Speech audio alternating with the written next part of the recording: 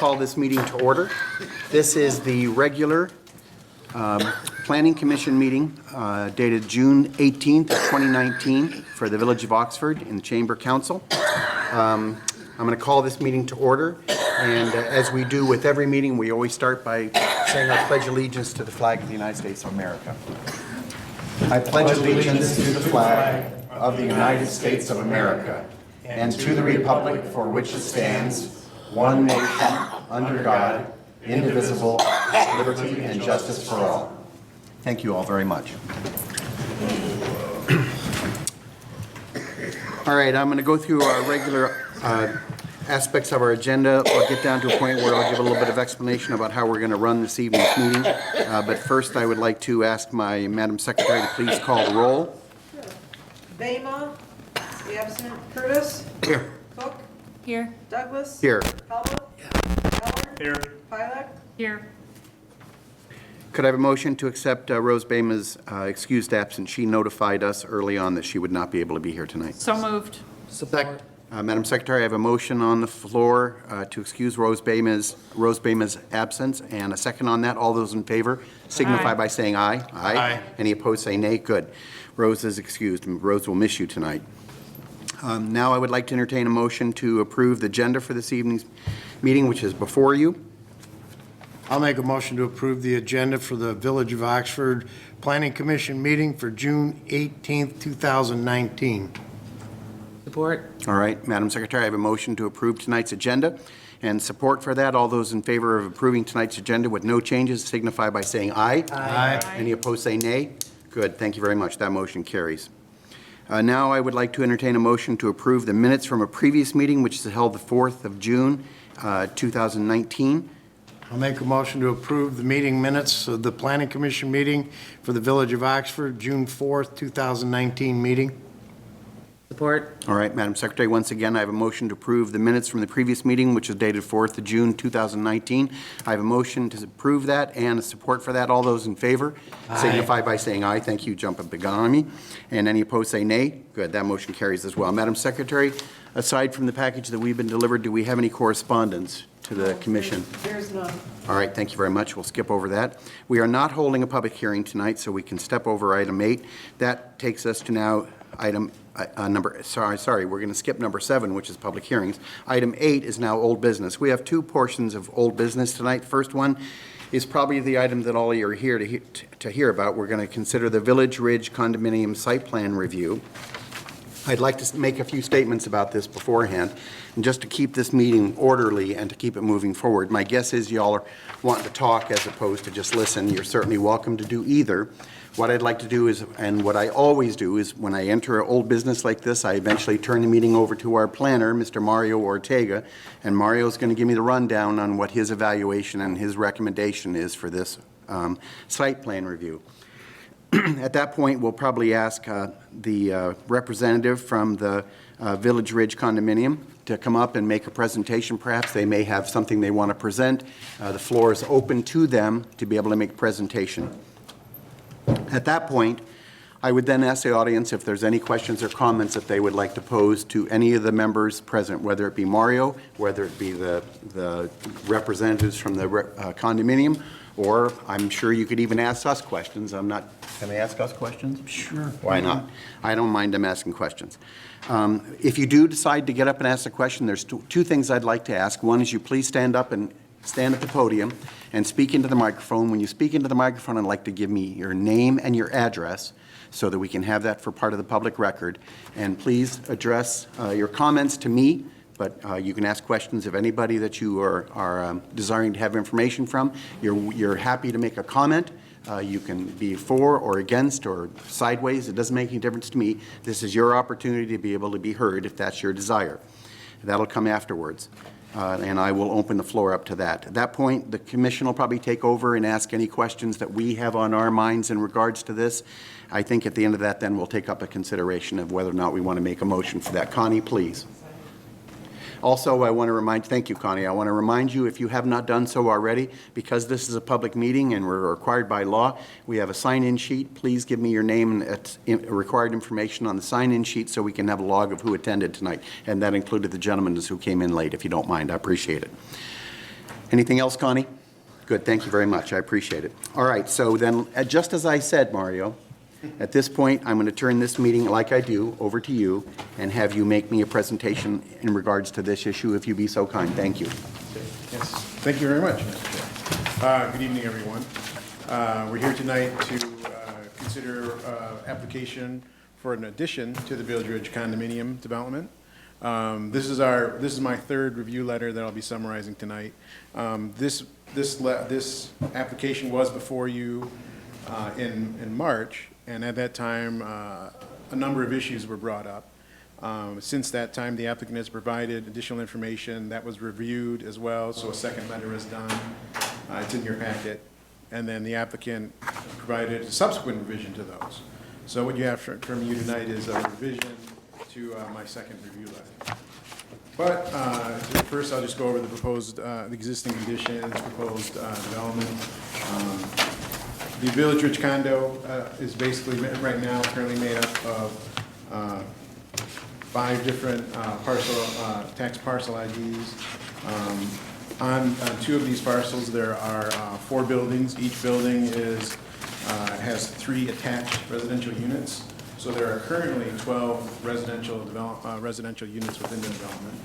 Now, the applicant is proposing to construct 3 new buildings. There would be 2 buildings that are two attached, 2 family units that are attached, and it would be located between Jordan Way and Condo Lane. And then they're proposing a 3rd building on the west side of Jordan Way, south of an existing building.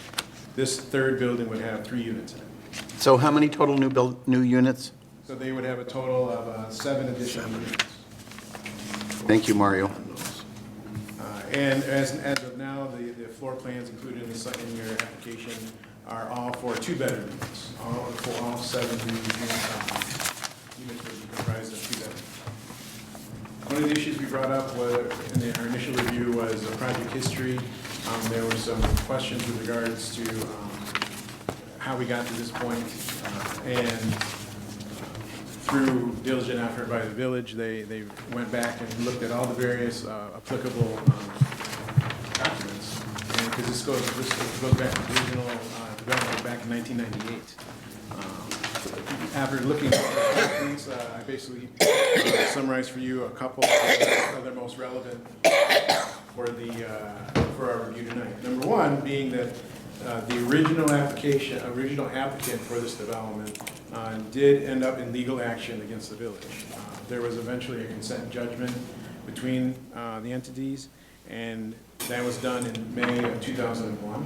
And as part of that consent judgment, the locations for these buildings 4 and 5 were determined. They were set back a certain distance from the center line of Conda Lane, both on the south elevation for building number 4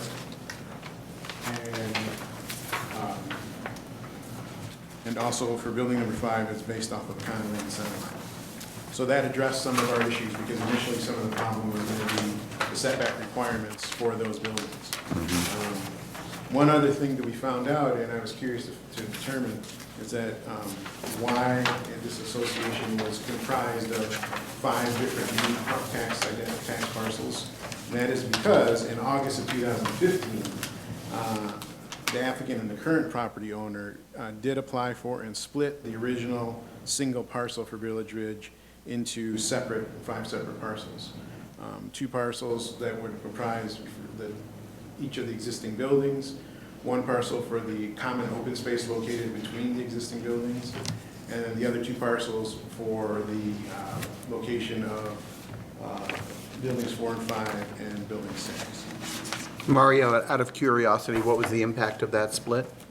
We were told that the intent of that was to assist the existing property owners with obtaining mortgages. And that is something that can affect mortgage eligibility, mainly because of the fact that the condominium was proposed to have so many units, and basically what happened during the recession, that greatly impacted a lot of existing developments, mainly a lot of developments stopped in their tracks.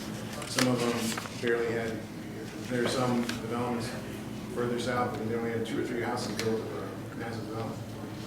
But in this case, they felt that was appropriate to do at that time to assist the existing property owners and to assist, I'm sure, with allowing them to sell their units.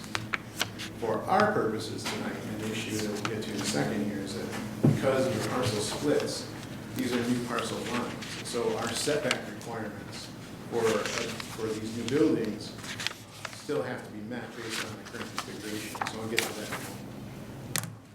Just briefly, the site is zoned RM. These type of multifamily residences are permitted by right in the district. That's not a problem.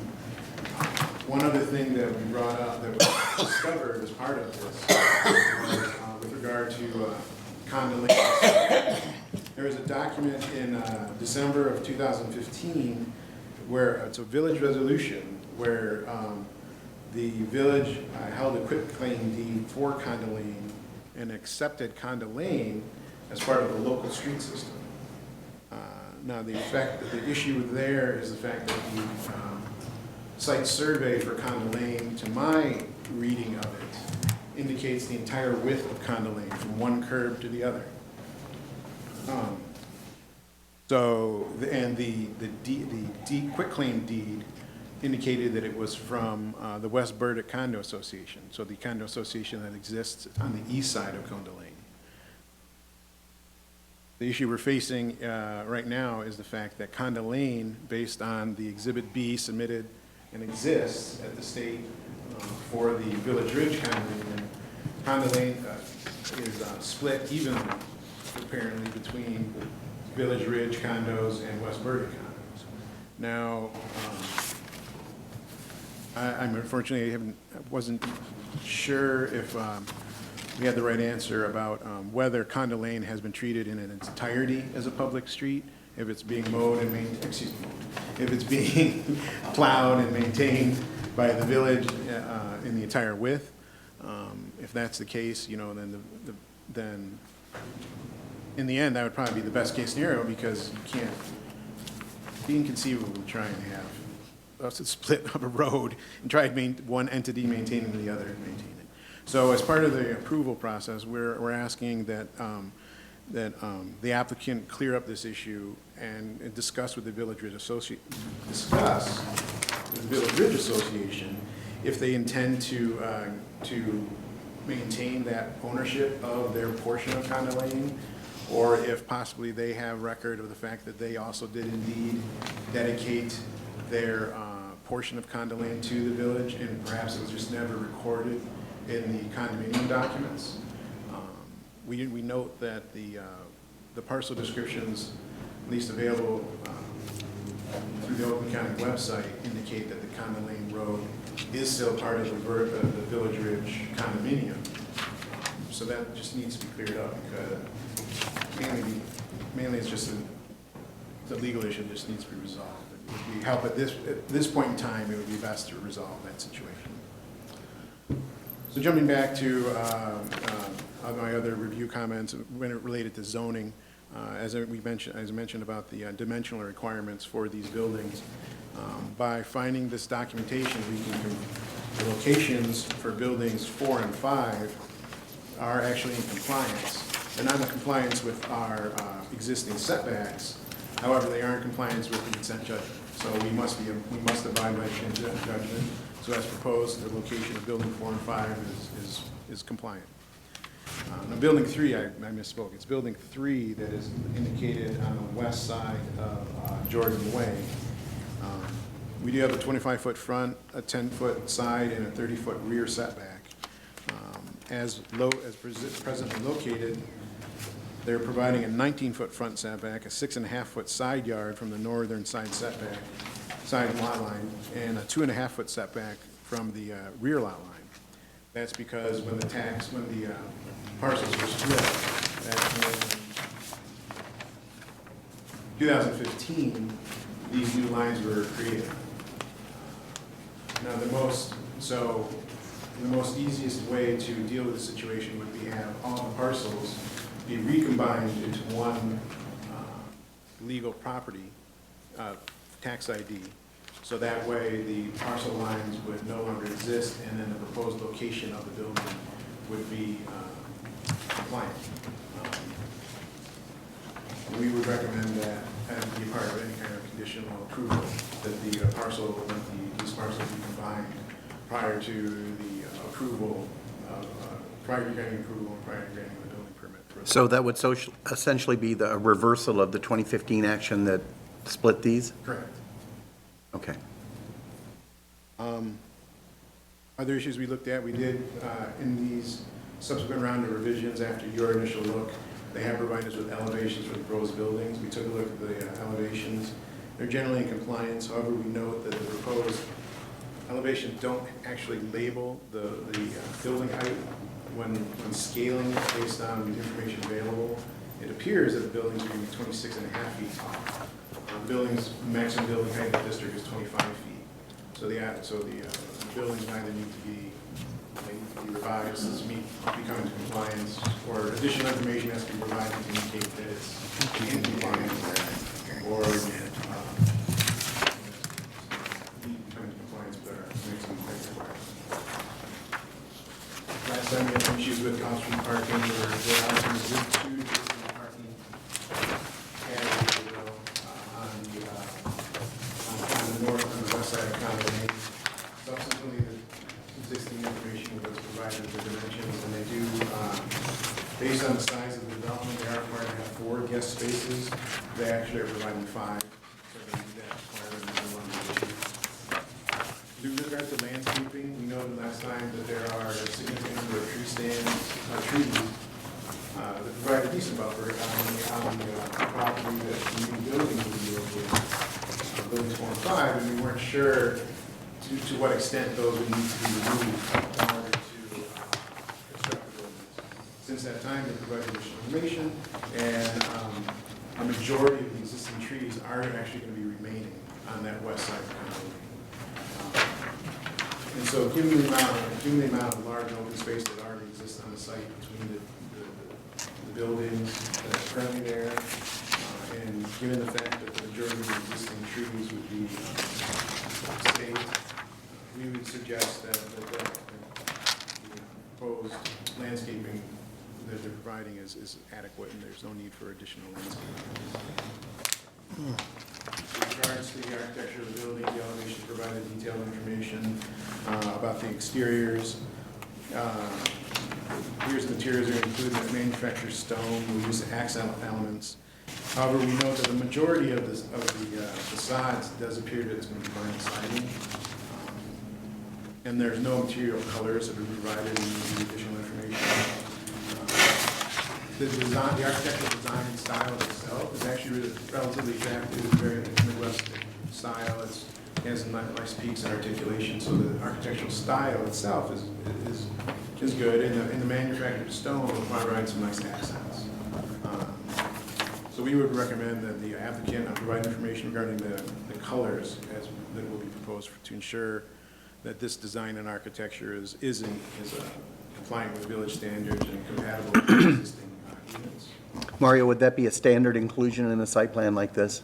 Yes. Yeah. And in addition- The materials, the types, and that's, yes. In addition, on these elevations, wouldn't it be typical, because we have a height requirement, that they would show maximum height of these elevations? Yes. And generally what happens is just that the layer might have been turned off from the CAD definition, or just have it lit whatever. I understand that, and there's quite a lot of information provided here, and I'm kind of surprised that they didn't go one step farther and show me exactly what the maximum height of each one of these elevations are, so that we can see that, show me that you're in compliance. We can do the math on this 12. And then, Yeah. Yeah. and actually usually the material colors they generally almost always go for a earth tone, but we would like to see that information on the site plan. Sure. And then also, generally it's because they haven't gotten to that stage, just generally speaking. Of the Sure, and that would make sense. If this, Picking it up. do you consider this to be a preliminary site plan? Yes. Generally speaking, yes, although given the fact that it's already been developed and it's an addition, if it wasn't for the parcel combination issue, I could consider it a final site plan as well. Because subsequent to this approval, the applicant still must go submit construction drawings, and it still must be reviewed for building code compliance. So there will be another set of reviews that will be. Sure. be done. And a tip from a normal development process, this is usually what happens because they want to invest enough money to ensure that the development is going to meet their needs. However, submittal of construction drawings and contracting for construction drawings is a substantial investment, and that's usually after their approval is granted. It is normal to wait until after approvals to receive that construction drawings. Finally, two last things, the signage, we were wondering if they were going to propose any new signage. The applicant has indicated they are not, which is fine, it's not a requirement to indicate that it needs to be a Village Ridge sign, it doesn't have to be there. But we would just note if the association only wants to in the future, they just have to abide by the ordinance.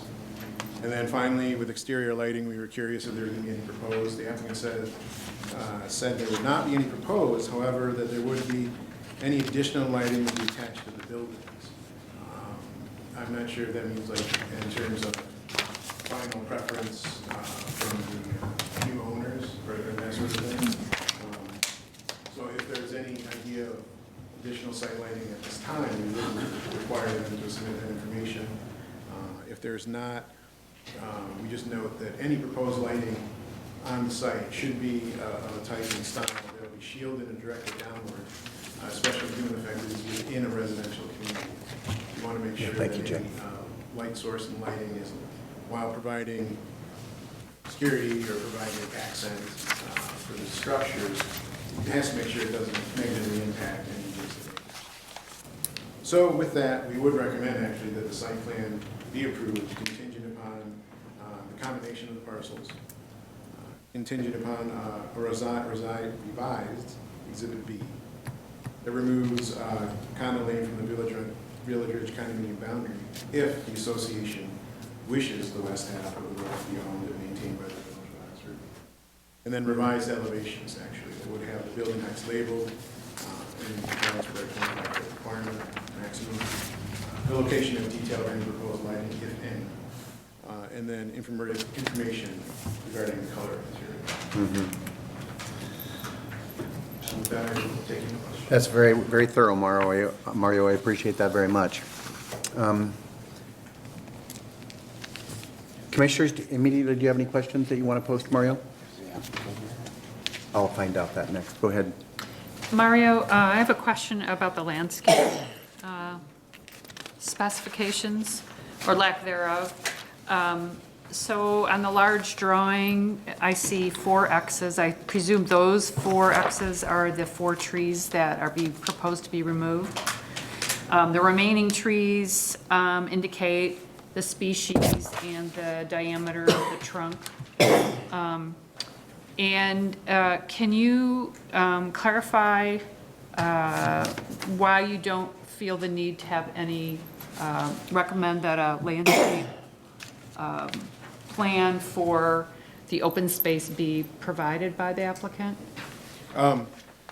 Generally, when I drove through the site a couple times, it does seem that the buildings are actually pretty close to each other, even though they are in compliance with the dimensional setbacks at that time.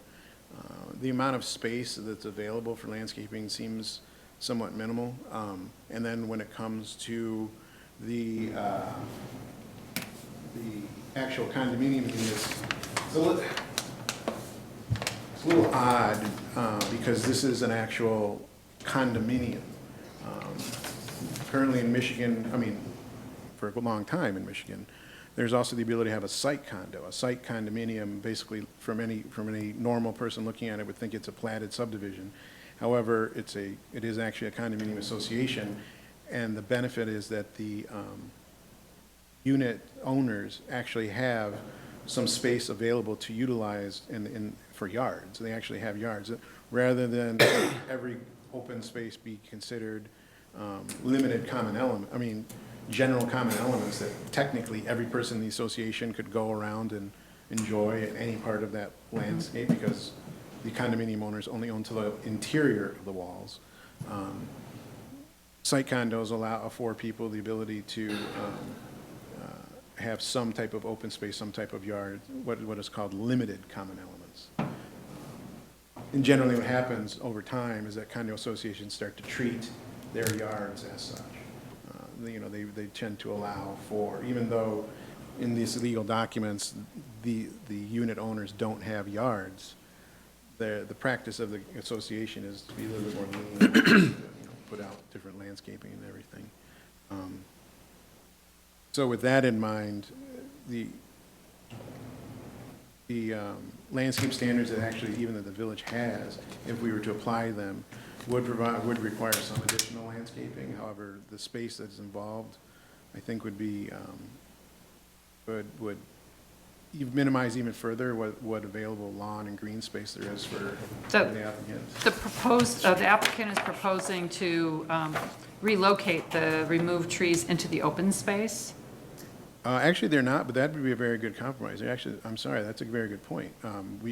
By requiring replacement of those removed trees, that would be a very good compromise rather than go through and apply a strict interpretation of our ordinance. So, Leslie, would you repeat that for me, please? I'm sorry. So was sleeping. the removal of the trees for the proposed construction, that those trees could be specified with locations even suggested and species, I would think, sizes for the open space, for the enjoyment of the building owners. So are you suggesting they be moved No, or replaced? I'm suggesting that those that are being removed be replanted and relocated into the open space. There are 4 of them that I see. Is that feasible, Mario? What'd be feasible is, since we know the size of the existing trees, tree replacement ordinances typically operate on diameter, the number of inches of the diameter at breast height summed up, and some percentage of that being replaced as new trees. Because to ask the applicant to replace like a Yeah, these are too 16-inch large. locust Yeah. would be, astronomical in terms of And they cost. wouldn't survive. And Yeah, they would it's hard to survive, imagine they would survive Very that. hard to survive. However, because most new trees are a 2 to 3 inch caliper when brand new. Finding, forgive me, I can't call off the top of my head some normal replacement ratio, but there definitely is a replacement ratio. Like basically you add up the existing inches that would be removed, you divide it by a certain percentage, and then those number of inches in new trees have to be replaced. Given the fact we're talking about 4 trees, in the end, you're probably going to just have 4 2 to 3 inch trees located on site. And that would As be- long as that, they're in compliance with with an appropriate size as opposed to. Also, I guess I would be wondering right now, because some of the existing trees are so close to some of the proposed construction, there's a chance that even those that they intend to save might be damaged. Is there a way to provide for replacement of potentially damaged trees in the same regard? Yes, if our ordinances don't have that policy, we could request that the applicant, as a condition of approval, request that the applicant is willing to donate any trees during damage during the construction. That is typically a standard practice. Okay. Sometimes the normal practice of preservation of trees is you drop a fence or protection barrier at the drip line or at the edge of the crown of the tree.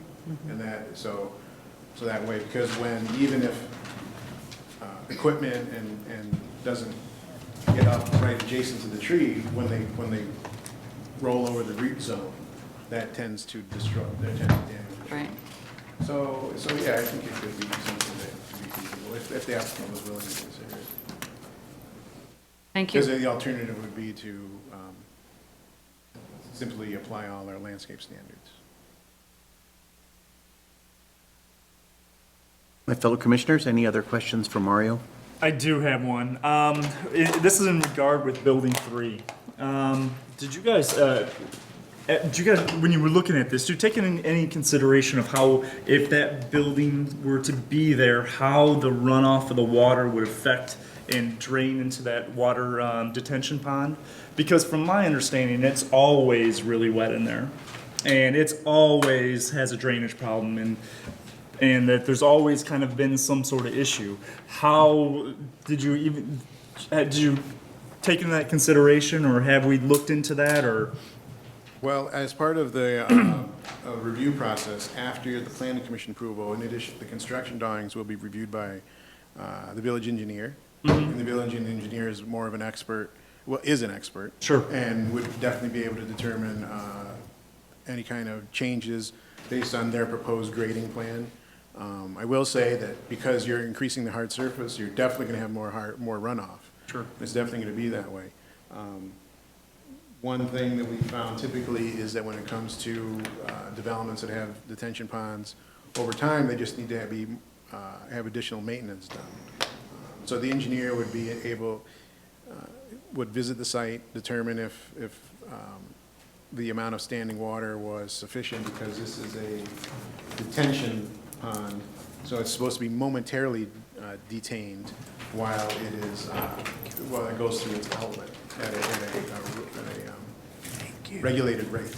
So the engineer will provide an expert recommendation as to what kind of, maybe it needs to change the size of the outlet, maybe the pond needs to be resized for the additional capacity, but the engineer would be able to provide that information. Okay. Well, the other question that I had was related to parking spaces, specifically there, and the parking spaces that you're seeing there, for an adequate size of parking spaces. Looking at some of the parking space sizes, being, for example, one on maybe the south side, having it 16 inches deep and, 19 inches wide. Is there, based on some of the things that I know from the ordinances in Section 7, Article 7 and Section 7.1.12, if that affects the size of the parking space as well? And does that fit with the parking spaces? Are they large enough is what I'm saying? Because it's a small area to begin with, and we're adding 3 more building, and having experience actually being through there, those are really small spots. And that is why, one reason we needed to have the dimensions on this plan, and now that the dimensions are provided, the northern portion that's 40 feet wide, technically, our minimum minimum parking space width is 10 feet. So technically, that's wide enough for 4 cars. The 16 feet depth is very minimal. The normal depth, in the best case scenario, would be 18 feet is what you'd like. However, because of the location of the existing trees, additional asphalt provided to lengthen the space. Number one, if they just added like a 2-foot strip or 3-foot strip on the north side of the existing asphalt, it wouldn't take, it would be very hard unless they redid that entire parking space. And chances are, unless they actually built it the same time as the road, I don't know if they have the right aggregate and base on there. Yeah, these 19 by 16. And then the parking space location on the north and the 15-foot south, it has a width of 19. So I only counted that as one space. Although I know when I drove around the neighborhood a couple of times, there were 2 cars parked there. And then I also know, most of the cars actually parked there were trucks. So they were relatively large. But the idea for these is the theory that they're visiting spaces, they'll only be used for a limited amount of time. How they're used in practice, given my site visit, I'm not sure. But technically, according to the ordinance, they have provided enough parking for our ordinance. Mario, do you happen to know, are there any administrative controls within the condominium association that prohibit overnight parking on the driveways? That I don't know, I didn't have a chance to review the master deed or the bylaws, but the association, if they so chose,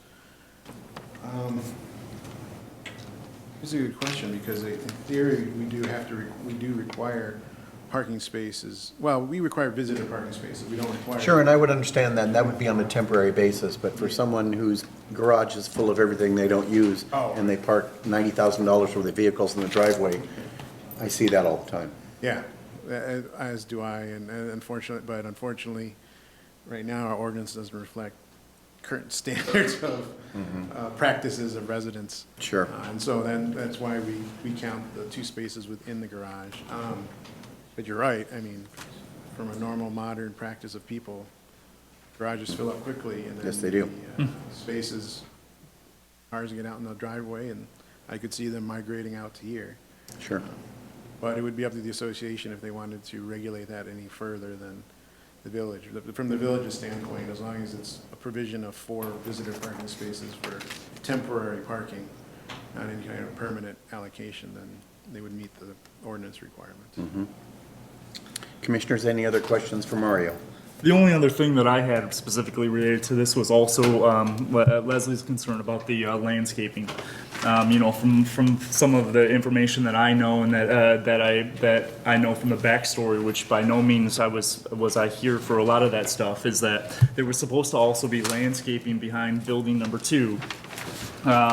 Which was kind of put into place for a buffer and a barrier between for Burdick as well, that was never kind of implemented and put into place. So, you know, I once again, it's one of those things where it's landscaping that I have, you know, to see landscaping in the space. I know it's a small, tight space, but still see additional landscaping related to putting some green along with the concrete as well.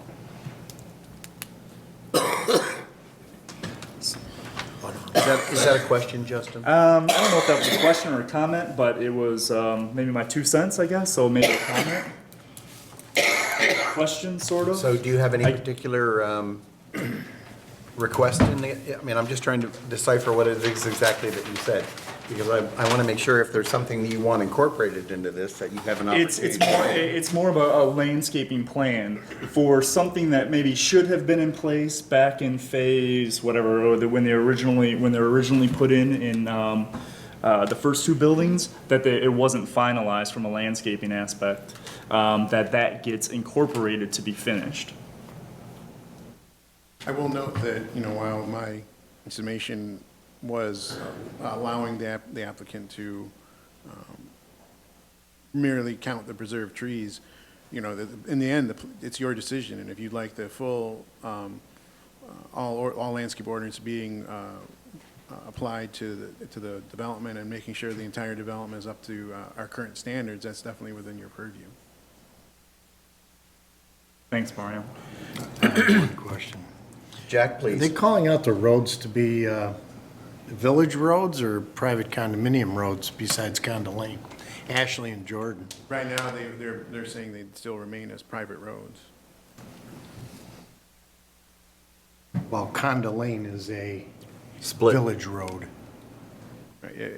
Chances are, I imagine, after that resolution was passed by the village council, I assume the village is operated to maintain Condo Lane, 100% of Condo Lane as a public village road. So technically, the issue related to that is just because it's it's just unclear. Yeah, basically, when that kind of thing happens, the entire width of the road surface, and technically, there should be some extra Easement as well. be provided and dedicated to the village in its entirety. Right now, based on the documents we have, it looks like the eastern portion was done by Because the land West Burdick split. Association. But So the issue land is that the split. survey that was provided to the village council seemed to indicate that the entirety of Condo Lane was granted. Whether they had that or not, you know, West Burdick Association had that authority or not, whether, as I mentioned, where the Village Ridge Association did actually grant it, but then for some reason their Exhibit B was never modified to match that dedication. We haven't been able to find where that last T was crossed was across. Split. Mm-hmm, Because of the property. mm-hmm, He's saying only this part of the road is a village. right, right. All right, commissioners, continue. Any other questions?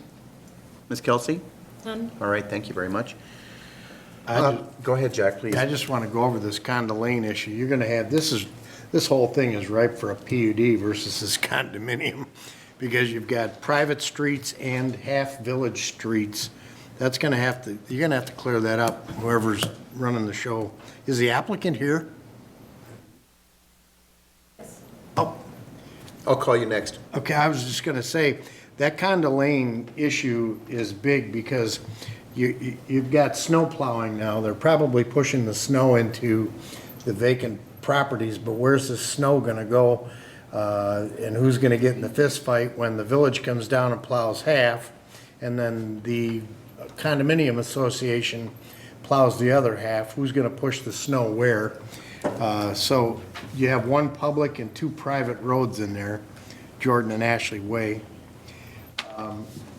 You have two parcels in there that the setbacks are just, they're defeating themselves with the parcels, which you mentioned. I didn't see any of the design standards called out. Building height is, you can figure it out. I don't have my trig book with me for the pitch of the roof and the height of the walls, but it's not shown on the print. The lighting plan, there's going to be no zero outside lighting in this thing. Okay? And the master deed and the bylaws, they're going to have to be incorporated with these new condos, with the old condos. Okay? And again, Leslie dotted the I on the trees to be removed. Some of the ones moved to the open space. And parking spaces. I just don't see quite amount of parking spaces that are required. You have 4 there now that are being used by the existing condo. There were vehicles parked in those spaces, whether they were coming from Yeah. Ridge or whether they came from West Burdick, I don't know. You know, I don't want to get involved in a fist fight over whose parking spots they are, whether they're the Condo Lane or they're the Valley Ridge or they're, you know, that's what you're saying. They're this condo's parking spots to make this go through, but they're being used by the Condo Lane people in those condos, so that's a problem. That's all I had. Commissioners, any other questions for Mario? We do have representatives from Village Ridge in the audience tonight. Yes, please. Once again, if you will state your name and your address. And are you the owner? I am not. Okay. I'm Shiloh Dallin. I'm with Alpine Engineering. We prepared the Exhibit Bs and the site plan. Good, thank you, Shiloh. I appreciate your willingness to be able to show up tonight. Thank you very much for coming. Sure, no I don't know if you have a presentation to make for us. If anything, it's yours. I don't have a presentation, but I just basically wanted to come up here, introduce myself, explain to you. So I'm the civil engineer for the project. So if you have any questions in regards to that, I can certainly address those. All right, I appreciate that. Commissioners, questions for Shiloh? You know, I'm used to having an engineering analysis done at preliminary site plan review by our township engineer. And I noticed a lot of sanitary sewer line easements. You have an 18-inch, That's storm sewer. you know, there's 20-inch sanitary Yeah. sewer easement. And it comes pretty close to the existing buildings. I was trying to, oh, these are the new ones.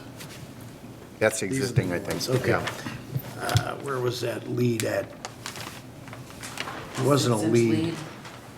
Are you looking behind Building 3? Here's sanitary. Yeah, There's a 6-inch water- I think sanitary there's a lead it's a there. water lead. Yeah, there's a water main that Water runs easement right there. there. How close is that to the building? The water main itself or the easement? The easement, we don't have as-built in front of us, so there's no telling where those were put. Sure. It doesn't appear to be scaled. It looks to me that it's about, it is very close. It's Yeah. See, I know 5 that feet. in our other governmental agency, you have to have 10 feet on either side of the pipe. So Yeah. I don't know that that's a hindrance, but when that, Well, assuming that the water main was placed correctly, and it is within the easement, centered in the easement, I guess, you're saying? yeah, Yeah. it's, you'd have to see the as-built to see how it's done, I don't know. Based on seeing. So you think it's, in theory, if it's centered in the easement, you think it's about 5 feet? But it looks to be a 20-foot wide water main easement, so it's a 12 or 20. I'm not familiar with the village requirements. This one right here. Right, it's probably on exhibit B. Like this one right here. It's right there on the poster. Yeah, when you go in, Actually, it looks like a I mean- 10-foot wide water main easement. So theoretically, if it was centered, it'd be 5 5 feet. 5 feet, And then there's a couple additional feet from the easement to the building. I just would be afraid of a 110-inch excavator having to go through that 10-foot easement to fix that pipe.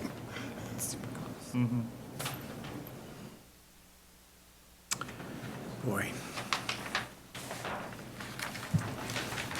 I don't know what the ordinance calls out in the village. If I remember right, it's 5. It's a minimum of 5 feet.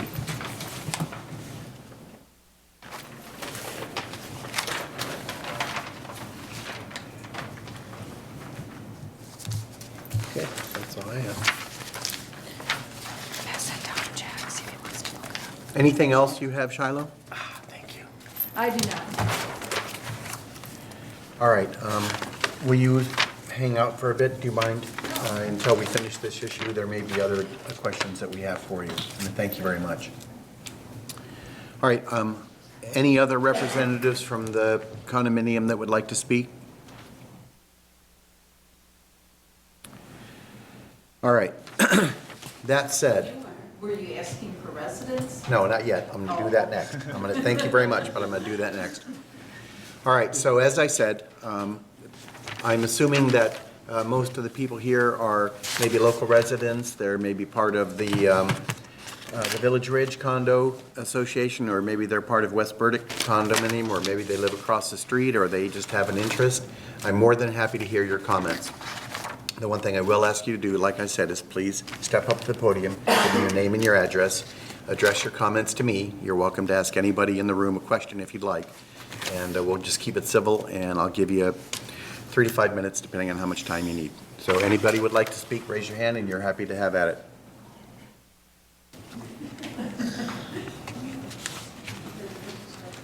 And you don't have to be formal. I mean, you know, please, you're very welcome here, and we're happy to have your comments, so don't be intimidated. Okay. My name is Cheryl Lowton, and I live at 146 Woodland Way, which is in Building 2, okay. Yeah, building 2. And tell me your name again, please? Cheryl Lowton. Cheryl, thank you, Cheryl. As residents, we do have concerns. The parking is one of the big concerns. The parking paths that have been provided in the actual master deed that was recorded back in 1999, it gave an easement to West Burdick condos to use those and to maintain them and to share in the cost of them. So they have been maintaining a portion of it, but they also exclusively use them. We don't use them. Our visitors. So Cheryl, when I want to know exactly what you're referring to, so please be very clear. What parking spaces are you referring to? Parking paths that are shown that that were being discussed earlier, the one at the south end, the 19 by 16, that is used by West Burdick residents. Most of them have one-car garage, and they use these spots overnight for their additional parking. And as well as the ones, So Cheryl, are you telling me that this asphalt pad is existing right now? it is existing. And there's a garage attached to this? There's not garage. There's no garage, okay. No. So it's just a pad? It's just. And the people from West Burdick are using that as a parking space? Exclusive. Our visitors have nowhere to park other than in the street. What I say. Yeah. And they believe that they own it for whatever reason. They believe they own that because they're maintaining it. But when I pulled up the documents, the easement is back in 1999, where they gave West Burdick easement to use those This is parking it. pads. These people are using it. Yes. They want to use this to meet their parking requirements. Same thing for this one here Same too. with that one. Same for this one. and this. So Cheryl, just to be clear, You're trespassing. there are other asphalt pads that are essentially within the boundaries of Village Ridge condominium that the people from West Burdick are maintaining and utilizing for parking? Is that correct? Right. And they have an easement to do They that. have an They have permission easement to to do do that. that. I don't want to make any of you think these people are. No, I'm not accusing them of squatting at all. I mean, I don't understand how that It works. sounded like it. No, but I was just, of course, I'm a bit surprised, but if indeed there is an easement, to me, But the easement is on somebody else's property. I don't know how that works. I mean, that sounds crazy to me. Mario, The way do you it have any normally works illumination is- for that? Yeah, yes. Sorry. The way it usually works is, as a property owner, you have fee simple rights, so all your rights for your property. You grant them away to certain individuals, and when you do that, if it's for just a certain activity or task, that's an easement. So for example, the utilities have easements, so they have an access and maintenance easement. So they can, from either it's 10-foot or 5-foot on either side of the water main, they can have their vehicles go onto the private property, access that, and maintain, so that way they can legally operate in this area to maintain the utility. So similarly with this, the issue we're facing is that it's two private entities. It's the West Village Ridge Association, and it's the West Burdick Association. Back in 1999, it sounds like, their boards, and chances are, back in 99, there wasn't a board. Chances are it was both the owners, developers. I don't know that for sure, but that's usually what happens. They got together, and they had an agreement between the two private entities to allow the West Burdick, compensate somehow the Village Ridge, in some way, you'd like to think, some kind of compensation, for utilizing these places. And the easement is supposed to lay out who pays for what maintenance, how the maintenance operates, maybe hours of operation, maybe percentage of use, So Mario, but not always. in doing your research on this development, did you find any legal documentation for the existence of this easement? I didn't, but that's typically not done because, as I mentioned, it's an easement between two private property owners. We did request that the applicant provide the master deed and the bylaws, and then those are always usually reviewed. We still haven't been provided them because the applicant says that there will be no changes to the master deed and bylaws based on this amendment, except for the Exhibit B being revised to show the new building footprints. Cheryl, is there a chance that you found any documentation to justify or Yes, I validate that did. easement? Is it It registered? is on the original master deed recorded 4/1 of 99. It's Article 7, easement with adjoining property. And it describes like you said, who's responsible. Each condominium development shall be responsible for payment of prorated portion of the expenses of the maintenance, upkeep, repair, and replacement of the reference easements. So they gave them an easement for those parking pads. that they now are exclusively using. And they use it overnight for their additional parking spaces because they have one-car garages. Mario, I'm not an attorney. I'm just an We engineer. have one. I stayed at a Holiday Inn Express once. You know, it strikes, correct me if I'm wrong, but it strikes me if that a neighboring association has legal easement to property that these owners are attempting to develop. I don't think you can do that. Well, Well, actually, the issue is that because it's a agreement with two private property entities, as long as this entity is stating that these areas are, they're designating for village, for Just a second. visitor parking, then that's their obligation to provide those areas. Whether these two property owners agree as to how the duration of those and whether one entity can park or can't, I'm not an attorney either. Yeah. But I would say that actually that would be a dispute between the two private property owners. Village Ridge would have the obligation of providing some visitor parking spaces. However, whether they, and then if they cannot provide them, I mean, technically, you know, we don't go around enforcing, do you have visitor parking spaces? But in order to provide that attribute of the development, visitor parking, the applicant is, the property owner is saying that, oh, the visitor's going to park here. And so we take them at their word. Whether that, now the fact that they might have cut their nose to spite their face and granted rights away, that's their issue because they've given it away themselves, so. Would you agree that this issue has to be resolved before we can go forward? It's something that maybe we can ask the attorney if we have, Yeah. I think we'd have to ask the attorney if we have any legal bearing, because in my experience, when it comes to this kind of situation, it's the two private property owners that are going at it, the village doesn't want to necessarily get in the middle of it. Sure, I understand. Jack, please go ahead. well, for site plan approval, we have to have visitor parking. Right. We have to have, the applicant has to have property west of Conda Lane on their property for parking. We can't use it for visitor parking on this site plan approval and then have this other condominium association have rights to parking there based on an easement. So you can't approve the parking aspect if you don't have it. I mean, if you've easemented it off to another condo association, you can't make application and final, or site plan approval with not adequate parking.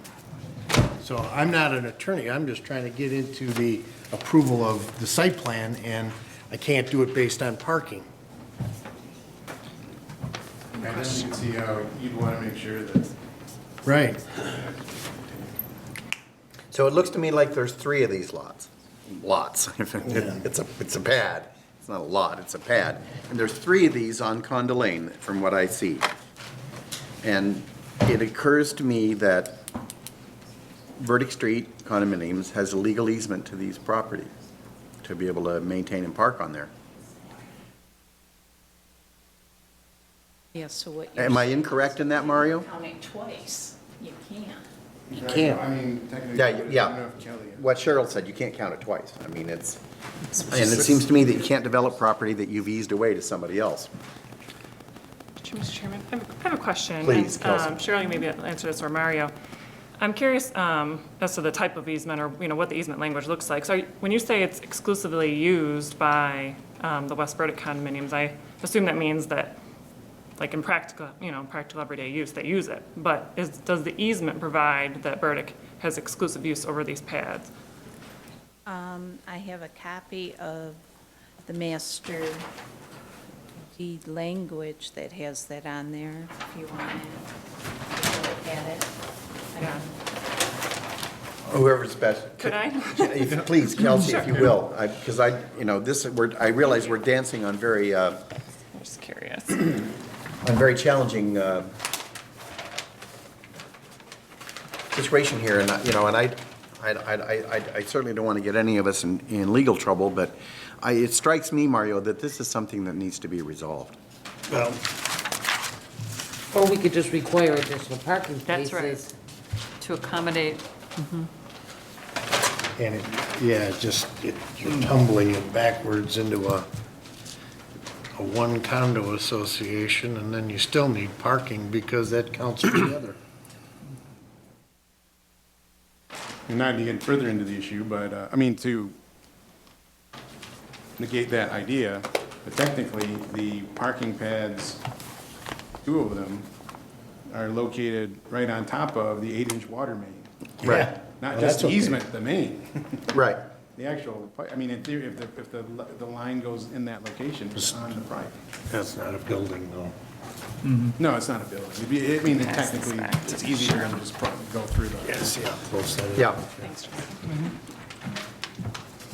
It looks like from, just briefly skimming that it's it looks incomplete to me, honestly, but from what I read it looks like it's shared, so it's not that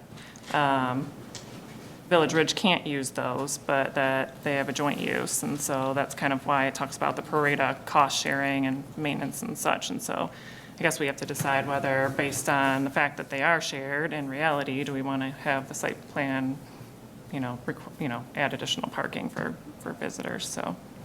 And I'm not sure how the ordinance is interpreted in that regard, but. Right down this road right here, you would put pads on top of that, all the way down the road.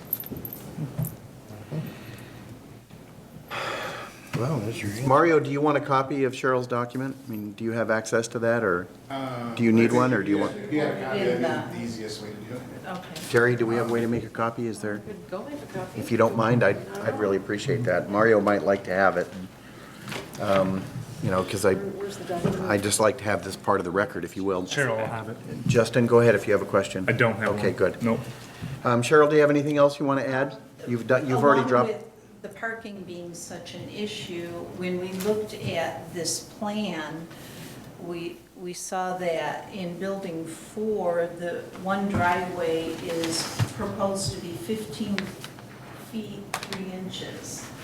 And that is pretty slim because we have right now even driveways that are 17 and a half feet, and a car just barely fits in it, and then they gotta be out in the road to unload their car, or instance of trucks, they're 18 to 20 feet long. And there's someone that parks a truck and they have a hitch, it's out in the road. Cheryl, can she get that easement to make a copy of it? That's okay. Thank you, Mo. I was going to interrupt her, but she was on a roll, so I didn't want I to, waited for her to take an inhale. I didn't want to slow her down.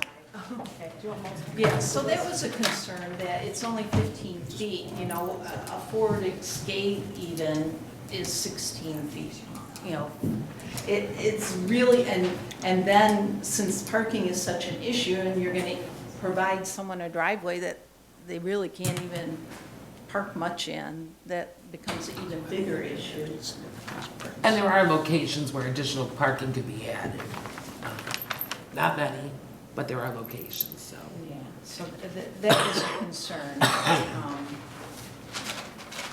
And of course, the other concerns are the landscaping, that there isn't a real landscape plan.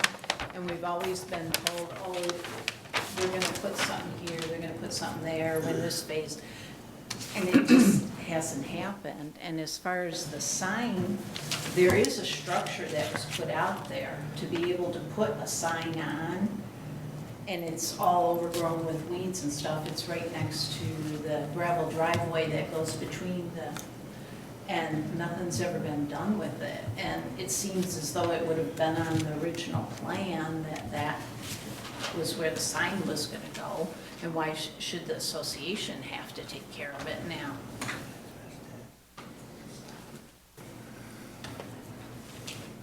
And of course, and you can probably address that in your approval, the street restoration.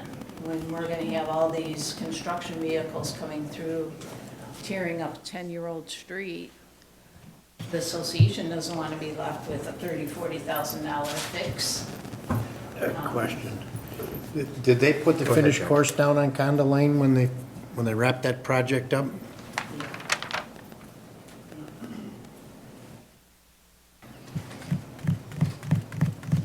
You know, we're just hoping that there would maybe be more of a performance guarantees in the plan so that it does get completed the way it should be.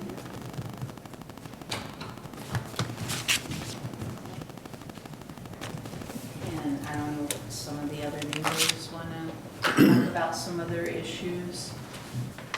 Cheryl, I thank you very much. Is that all you have for me today? Yes. All right, thank you very much. Thank I you. appreciate your being here.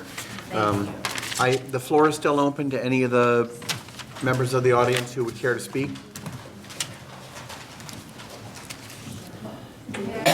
Shiloh, please, if you'll return to the, yes. No, I want you to come back to the podium, please. And once again, give me your name and your address and tell me who you are, and if you want to address those, we're happy to hear your comments. First name is Shiloh, last name is Dallin. I'm with Alpine Engineering, and we're the site civil engineer for the project. Just to kind of address some of Cheryl's comments, I think there are a couple of spots around unit, or building B that we could maybe squeeze a couple more spots in there, like what was done on Conda, maybe do a couple of asphalt.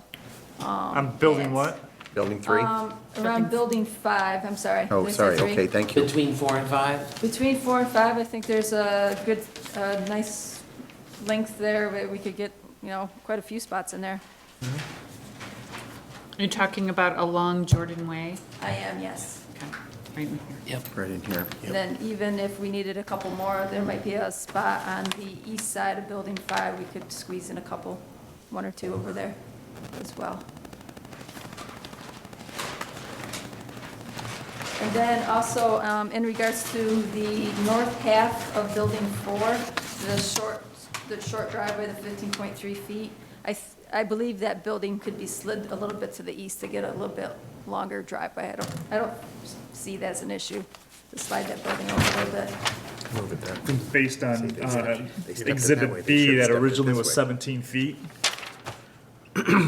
Okay, or supposed to be 17 feet from the consent, okay. I'm not, from the I'm consent judgment? not aware of the reason why it was moved to 15.3 then, so. Okay.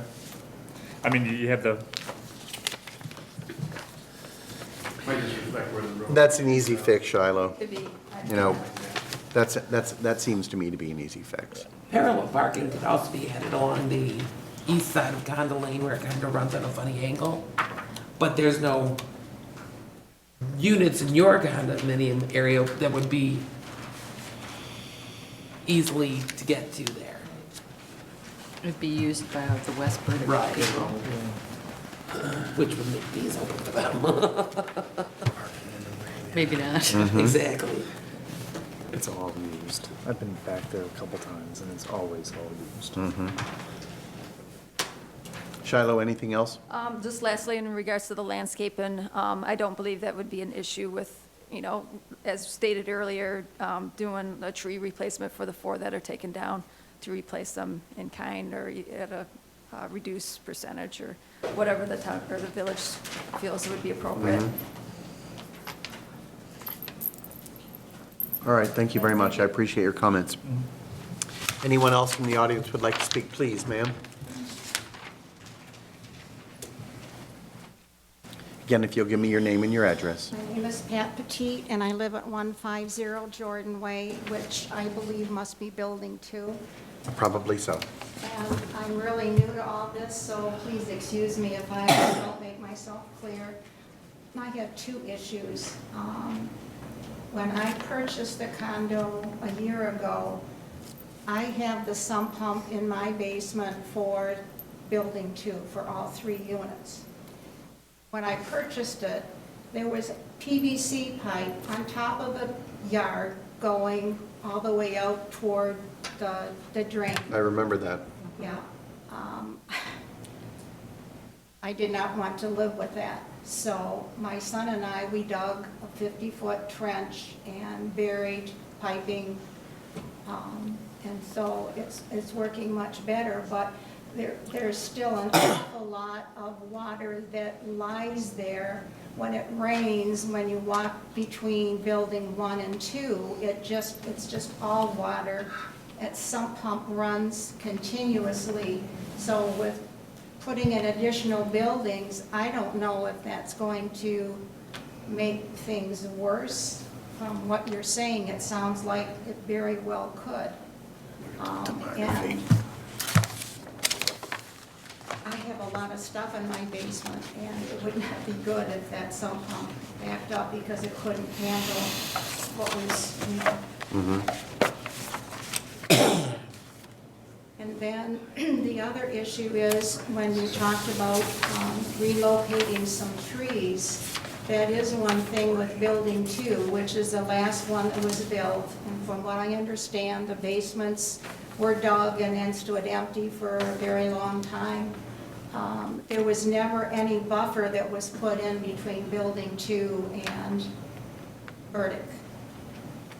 And so if you're going to relocate some trees, it would really be nice to put some type of a buffer there. She said 1040. It goes to 1038. So it's dropping. So it's 6 feet down here at the bottom.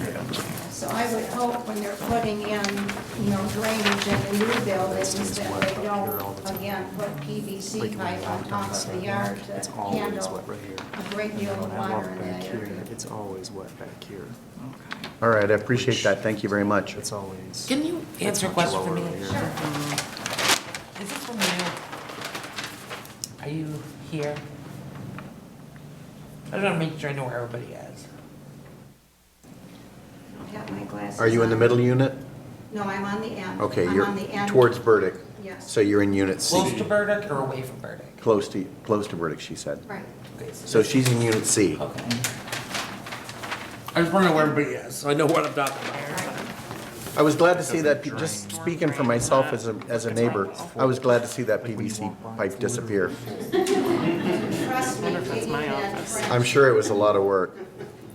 there is all kinds of garbage, whatever filter was Oh, put boy. in there. Yeah. There's asphalt, there is everything in there. And That's there hard. was Design not standards, sufficient engineer dirt standards for sump drainage. to handle that runoff. Correct. All right, thank you. Yeah. All right, anybody else from the audience care, please, ma'am? Once again, your name and your address, please.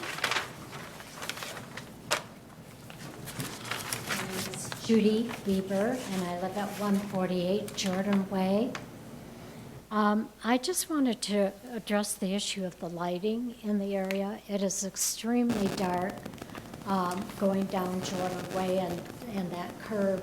And my concern is now we're going back a little bit further on Jordan Way, back in the tree area, and I'd like something put into the plan where it talks about lighting for that area, and if there's lighting for that area, that they continue it on Jordan Way, off of Conda as well. It's very, very dark back there.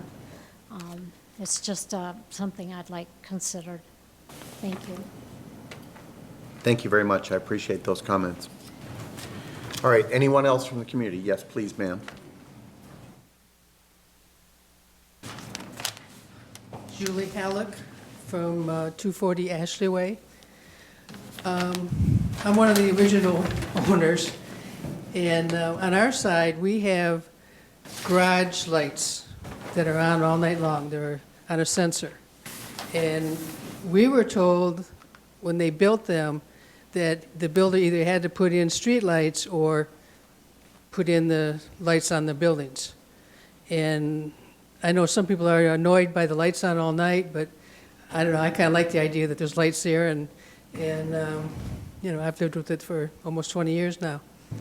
I'm kind of surprised that they didn't have to do the same thing with the other two buildings that they have already there on Jordan Way.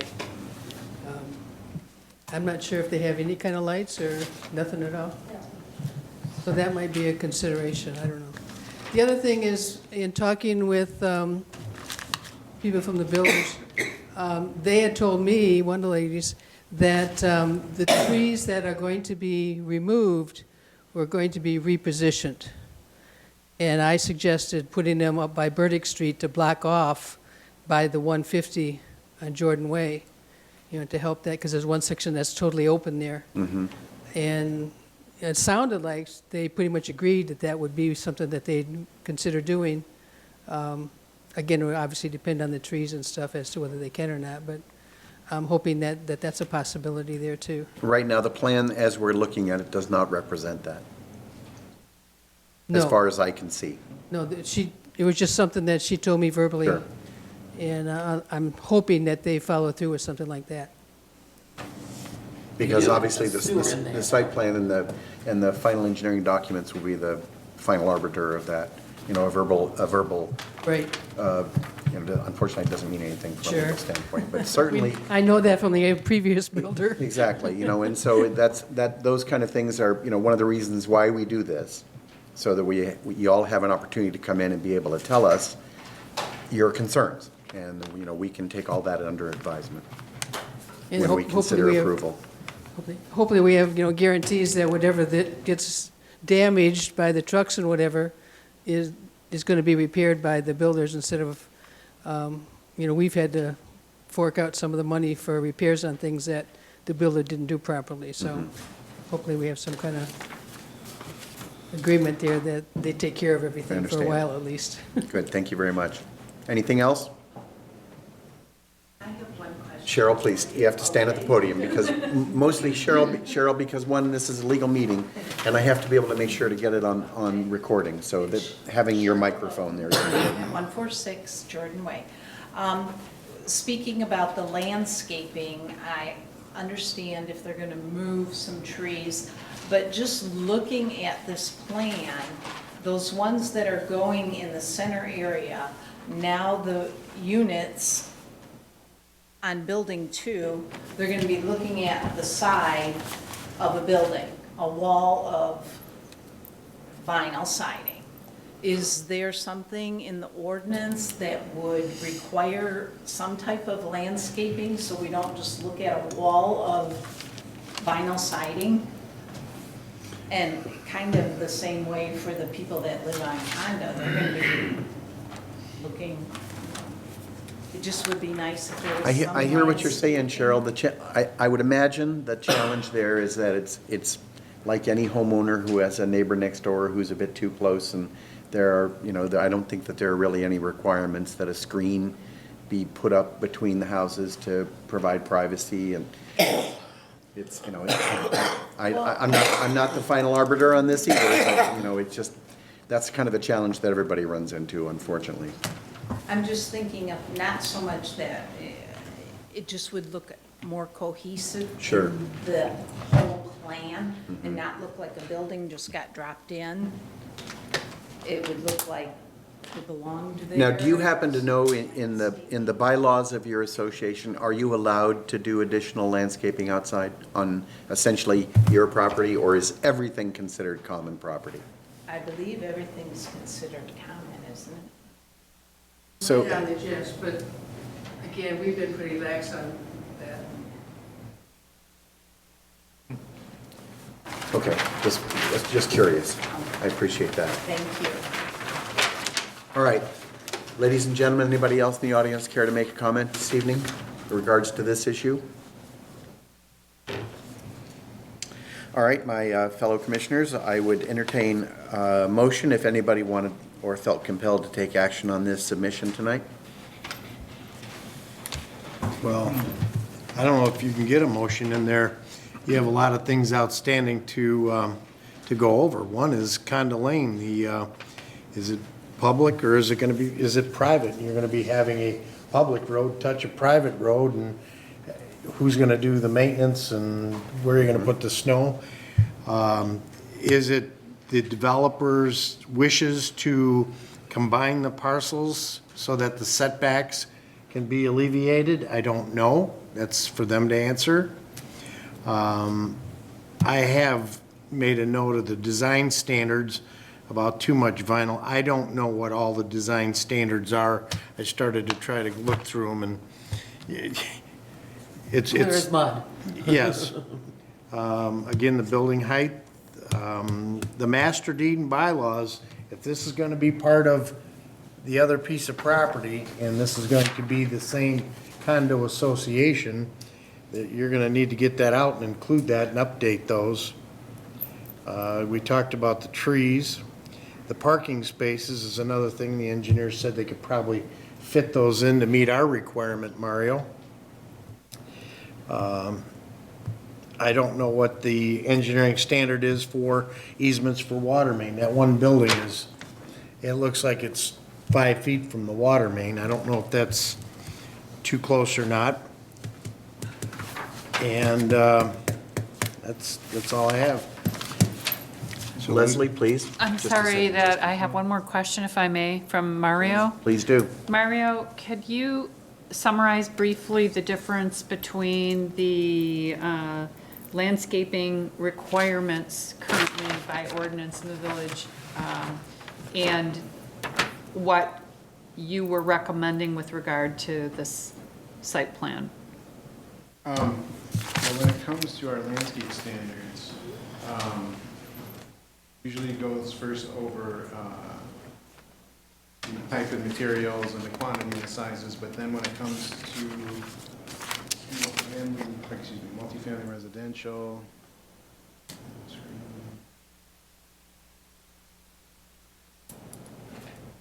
excuse me, I just don't have them committed to memory yet.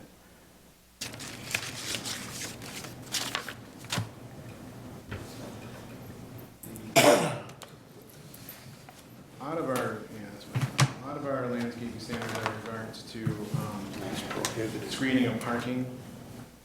There is sometimes when we have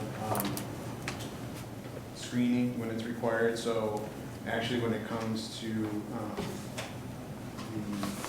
the location of the existing buildings between the existing buildings in Burdick, there would be some additional requirement for evergreen screen. We didn't have an opportunity to see if that met our standard because no information was provided. We had revised, if we had a landscape plan, we could determine if the evergreen screening requirement along Burdick is actually met. Thank you.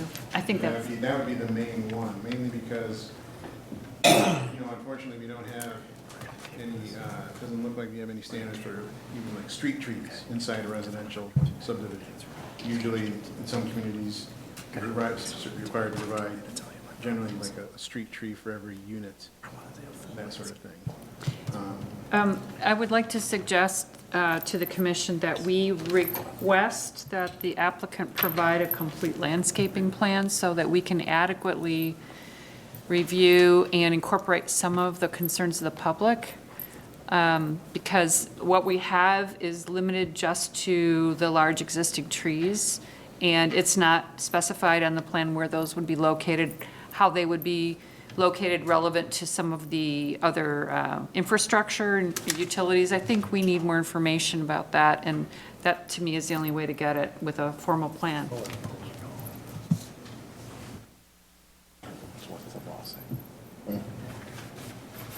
I would agree with you, Leslie, on the landscaping plan. Also, I have concerns with the building 3 and the size in regard to how close it is to the water main, in which that it's too close. And I'm also in.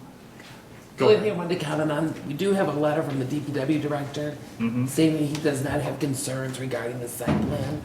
And I will check with him, but I just wanted to make sure you saw that in there. Yeah, I did see that in there, but I still have concern about how wet it is in there. I mean, that was Oh, the a swamp. drainage, Oh, yeah, right. most definitely. I have a huge, it used to be a swamp, and when it was a swamp, I mean, you just don't, all of a sudden, swamps just don't go away. I thought you meant the water main itself. Oh, no, it Drainage is a totally different thing. Drainage, excuse me, and about how that building and then is going to affect the rest of the rest of the buildings.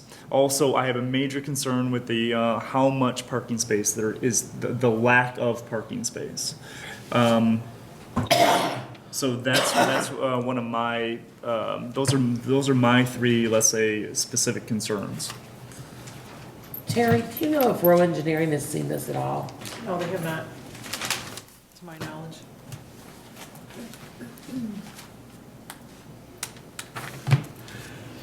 Well, there's a lot of things to get done. I think that a motion to table or postpone this preliminary site plan based on the items we talked about should be moved. So moved. Was that Leslie? Leslie me. moved? Do we want to be more specific than just saying the items we talked about, or we want to list it for them? I can give you my list. Yeah, go ahead if you read them, Jack, please. Conda Lane issue, is it public? Both sides, is it going to remain public? The parcels being combined or not, that'll affect the setbacks. Design standards, too much vinyl, add some color, the color's not called out. I don't know if that was in there. Building height is still not shown. A lighting plan, lights are on the buildings. Is that a standard in the, we're not going to do the lighting plan. Master deed and bylaws, are they going to be incorporated? Is it going to be one or is it going to be two?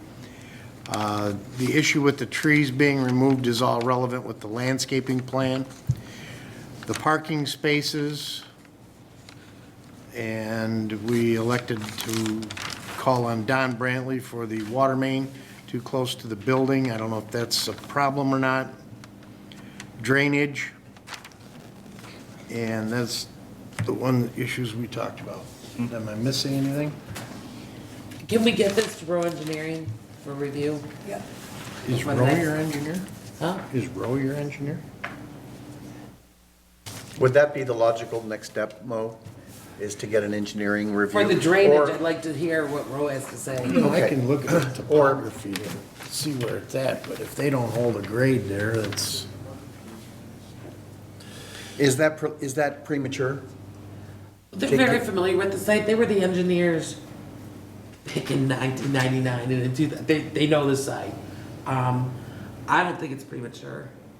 Not because, I mean, there's so much going on this site, and it's not their fault that there's so much going on in this site. I understand. Before anything was built on this site, there was Right. so much going on.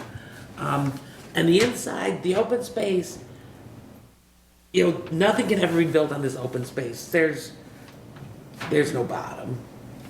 So I think it's definitely necessary for them to look at this now before we push them into something that Row Engineers says no, can't happen. Do you want to amend your motion to table? sure. Go ahead. I didn't make the motion. Oh, you did not? No. Leslie, I'm sorry. I had to remember. See, you're my motion guy. You usually make them. Yeah, but he Leslie, do you want to usually amend your words it. motion? To. Your motion is now very complex because your motion says we should table it and Jack says these are the reasons why. Jack, you can help me out if you'd like. Sure. That Row Engineering be, that a consult be requested of Row Engineering to evaluate the drainage and related issues before further review of the site plans. Before the We'd next be planning specific about building 3. That's, I mean, because I don't have any concerns with the other two buildings. The other two buildings to me are just, it's more or less just building 3 for me, and that's it. Well, it's likely to impact building 2 also, Justin, you know, so I mean, No, excuse me. I understand Building building 5, 4 and 5, excuse me. Building 4 and Okay. 5, I have no issue. It's just more specifically building 3.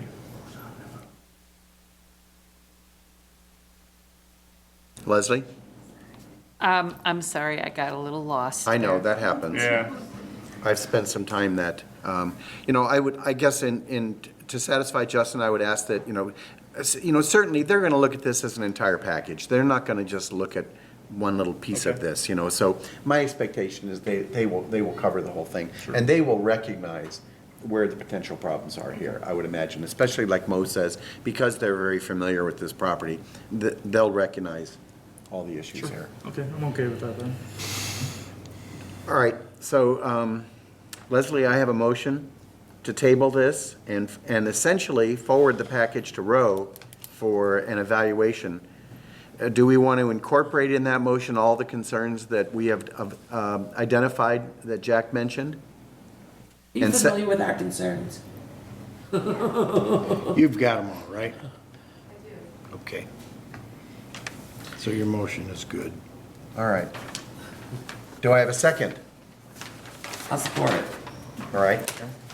Madam Secretary, I have a motion on the table that we table the preliminary site plan from, Village Ridge. And I also have a second for that. If you need any additional information for that, it'll either one be on the recording or two, you can call me or talk to Jack or. Do you want me to include all those items? I think it's probably, I think it's prudent to do so. Mostly because I want to have all this on the record, and, you know, we have a rationale for tabling, and so, it's not just, you know, spurious. You know, It'll be we, a postponement, because the table would be to take it back up within this meeting, so. I'll We want to put it as a postpone it. postponement. Leslie, postponement. Yes, as a postponement. Okay, good, yeah, we want to postpone this. I'd like to do a roll call vote on this, Madam Secretary. Pilak, Yes. Helmut, Yes. Curtis? Yes. Douglas? Here, yes. Geller, Yes. Cook, Yes. and Bama is absent.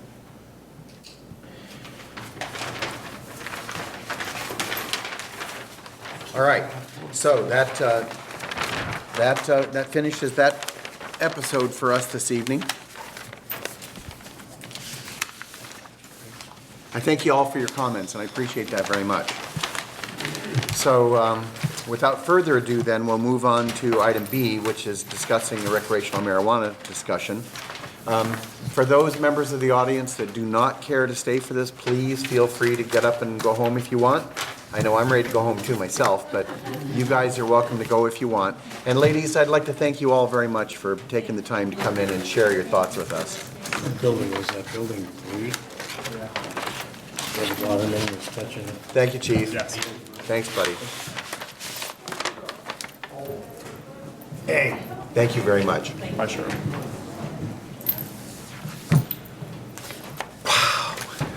All right. Guess you're for the fun stuff then, huh? Yeah, all right, well, For the cool, fun guys, thanks. discussions. Thanks for coming. I'm sorry to drag you guys through that, but unfortunately, this is the nature of what we do here. Sometimes it's long and drawn out, and I always, you know, this is, fortunately, I get to run this meeting, so I get to do it the way I want to a certain extent. If I do it wrong, Jack will do this.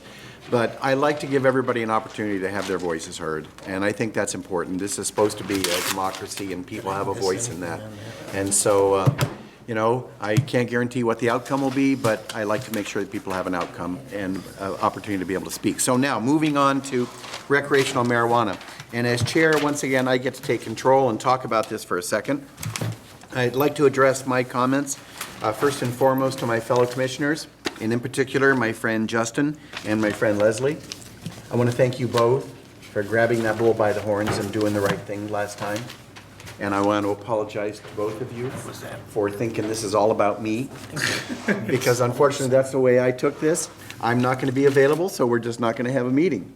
And fortunately, my fellow commissioners are a little bit stronger than that, and they stood up to the cranky old chairman and said, pardon me, but I think we're perfectly capable of running a meeting, and you all did a great job. We weren't even that nice about it. I appreciate that. And I will tell you that there was one advantage of that. Your chairman finally got his name above the fold on the newspaper. Was that wicked or what? Whoa. I wish that CJ was here tonight, because it's like CJ gave this beautiful introduction and said Chairman Douglas was not present. I said, wow, what a notoriety. But I got above the fold, so I thought that was pretty cool. I waited all day to say that. So thank you all very much. I really appreciate it. Justin did a great job filling in for me. I think you did it on purpose, so that I didn't. had to do it. I didn't, so, but it's a that's- great idea. That was my fault. I knew I had to throw you into the deep water at some point, and so I thank you very much for filling in, and you guys did a great job. Let's go. Good.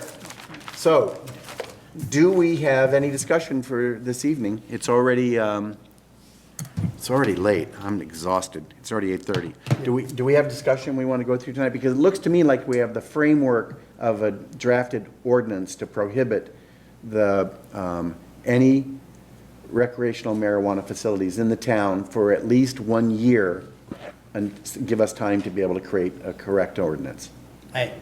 Go ahead. The council has asked the attorney to write an ordinance with an opt-out clause as of June 30th, 2020. As of or until? Until. Oh, It would- thank you. It would expire on June 30th, That's- 2020. and so that's We have probably- 1 year to write the ordinance. That's 1 correct. year and how many days? The council hasn't adopted it yet, but that's what we've asked the attorney to do, after several motions. Let's back up for a minute. Thank you, Jack. Let's back up.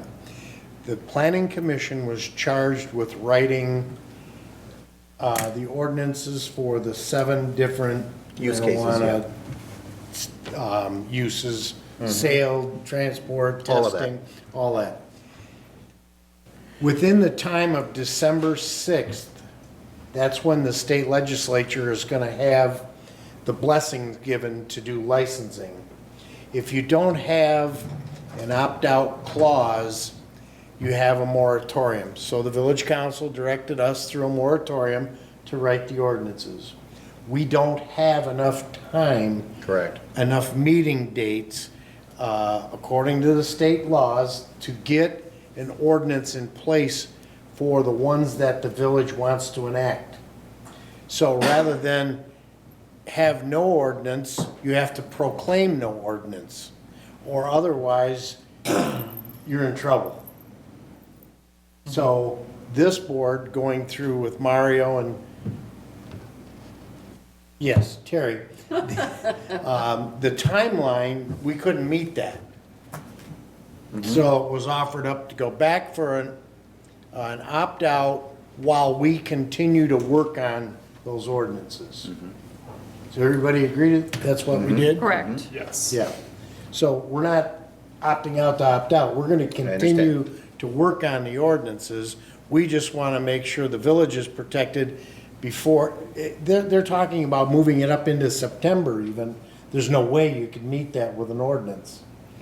So this planning commission will still work on what we see as dispensary, as transport, as testing, as warehousing, all of those things.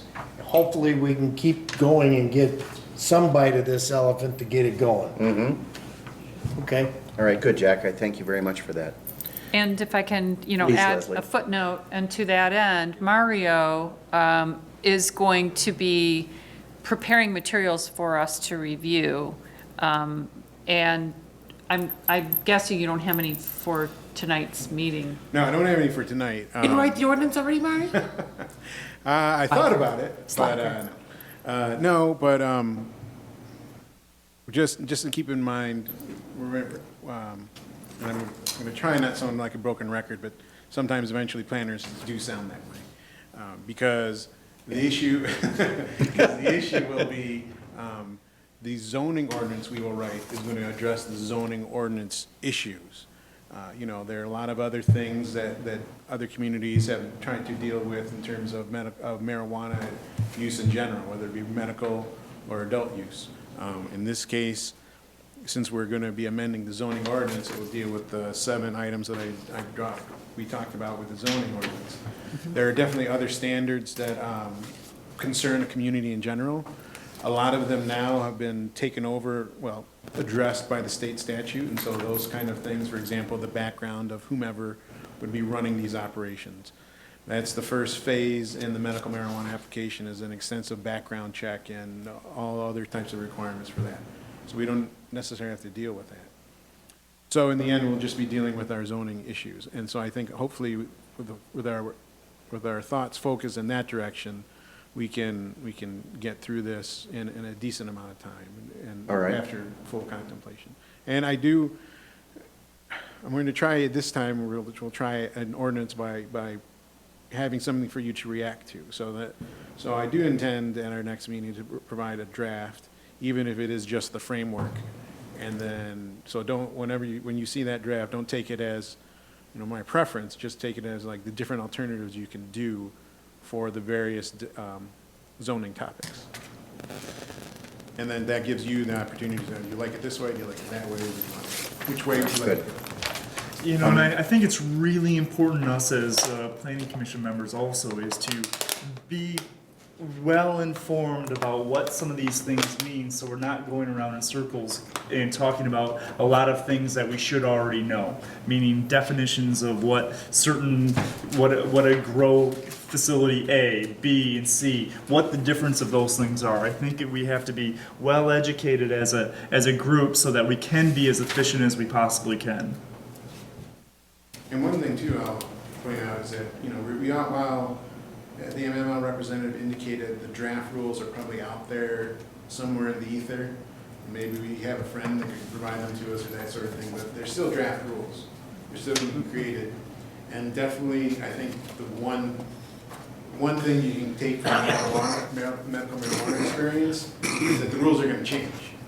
No matter what. So don't feel that we could knock it out of the park on the first try, and then we might find out we're playing Little League and then they changed it to like Comerica Park or something. So with that in mind, we can definitely take into all the information we have now, but don't feel discouraged if we find rules sometime apply later on that change how we approach one topic or one issue.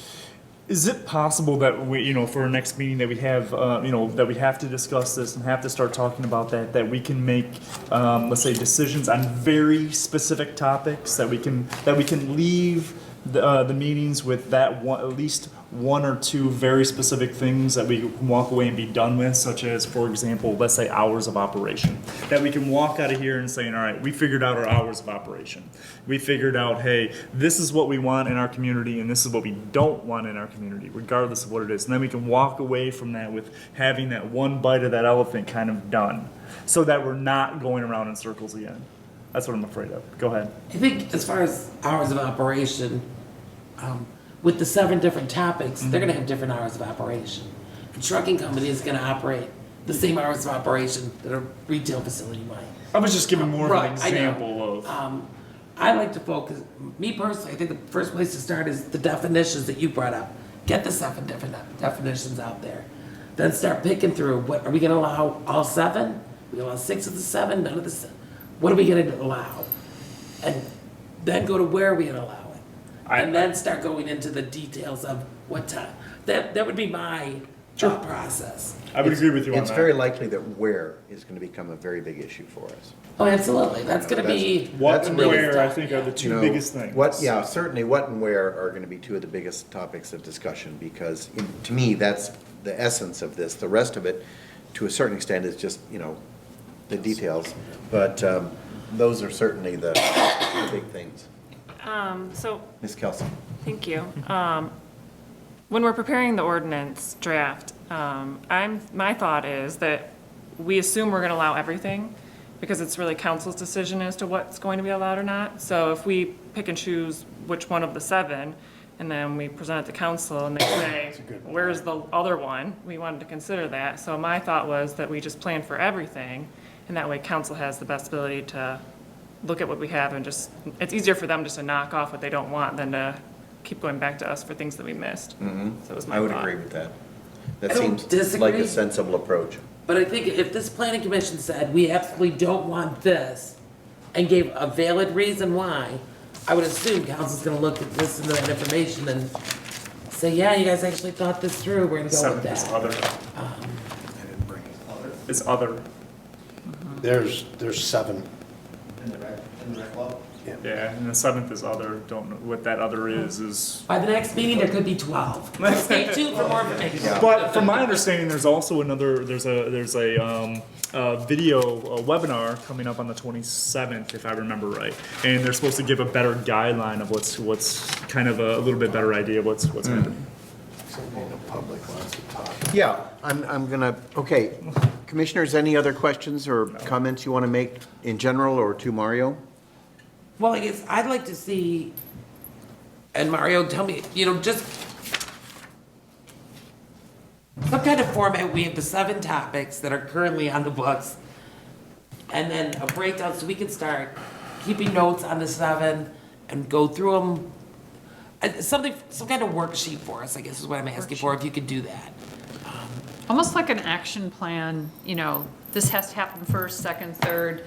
This has to be decided, this all has to be decided by drop dead date in order to meet the public hearings. I mean, stuff that Even having a helps us plan on how to structure move through the this. discussion, yeah. No. No, absolutely. So I would say just call it our schedule, so I can Schedule, grab a sure. draft schedule for next time.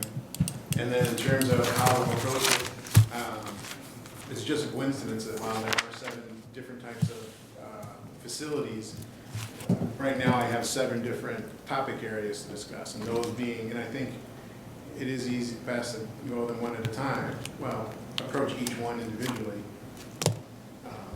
as best we can, because eventually we use the ways. But, first being definitions, the definitions for them, and then defining even things like setback distance, making sure that our definition for required setback is from property line to property line, that sort of thing. Sometimes that gets into a, you don't properly define what you're intending, then that can come back and get you. Second being the permitted uses or licenses, which ones we would or wouldn't allow, and we can, at that point, we can discuss the merits of all 7 facilities or just one, or excuse me, all 7 facilities or just some. Third being location, the districts where they would be permitted. The fourth being the specific special use requirements, the setbacks for each individual, the hours of operation. A separate topic then would be submittal requirements. What do we want to ask of the applicant to submit to us for our review? 6, the review and approval process. Whether this is going to be all special use approval, whether they're going to be permitted by right, whether that, that sort of thing, whether they're going to be, and then actually see something like that is basically a straightforward question. Oh, and then actually you can say whether preliminary or final site plan approval, where you want the state approvals to fall with regards to our local approval. Do they have to be fully licensed and receive the license? Is it enough for them to have applied for a license to the state and that sort of thing? And then finally, the standards for approval. Generally, they're a little bit more broader definition in nature, but just if there are any standards for approval, we can apply beyond, compliance with all the other 6 issues that we just addressed. So those would be the areas which we would go through for these different 7 facilities. Sure. My mind is turning off. All right, thank you, Mario. I'm afraid we're all approaching end of capacity. However, Mo, any other thing else? I think that gentleman wanted I'm to going to speak. call on Oh, him okay. next. I wasn't sure if anybody else. I got it. No, I got He's it. getting antsy over I there. know, I know. These guys are awesome. They've been sitting here for 2 hours waiting to say something. Commissioners, anything else you want to? All right, now, at this point, I like to open the meeting up to anybody in the audience who wants to come up and speak your piece. Seeing none? All you have to do is tell me your name and your address, and we're happy to hear whatever you, say it again, please. North 9 North Washington. And what is your name again? Mike Burkhart. Mike, welcome, buddy. Hi, I'm part of a group called Nature's Relief. Right now we are in the medical aspect of it. We're opening provisioning centers, we're opening manufacturing facilities, we're opening processing centers. We have gone and done a lot of these, sitting through these meetings, listening to what everybody has to say. Everybody's got a different idea, merit system, point system, lotteries, all kinds of stuff. And well, I guess first and foremost, we call it cannabis, and we call it adult use, not recreational, and we call it, it's medicine. So, and the only real money that the village or whoever is gonna make is off the retail aspect of it. The grows, the processings, all those little ancillary things, there's no real tax benefits for cities. We do have, and we have no problem helping in any aspect of it, because we want this business to grow, obviously, that's what we do. We can actually, Shelley Egerton, which was head of Laura, for the whole time that the board was there, we can have her come and help Mario go through all those aspects of this. And whatever questions that you need and help with, and we've got We'll have state walkthrough here pretty soon for our provisioning centers in Burton and Acme. We're building out our manufacturing facility in Owasso right now. So we understand all the hoops and what all the people are saying and all that stuff, and we are. Well, that's good, because we really don't when we say it. That's fair. So, you know, if anything, you know, we can help with to push it faster or to push it to the right way, because there's been a lot of wrong ways out there too with all these processes. Mike, did you bring a business card with you tonight? Yeah. If you'd be kind enough to distribute them, that especially make sure Mario gets one, I'd appreciate that very much. Not a problem. And so, Mike, again, Nations Relief is what you're... Nature's Relief. Nature's, okay. Yep, NATURES-RELEAF. And this is primarily medical or both adult and medical? Well, we're gonna do both, but right now it's only medical, so.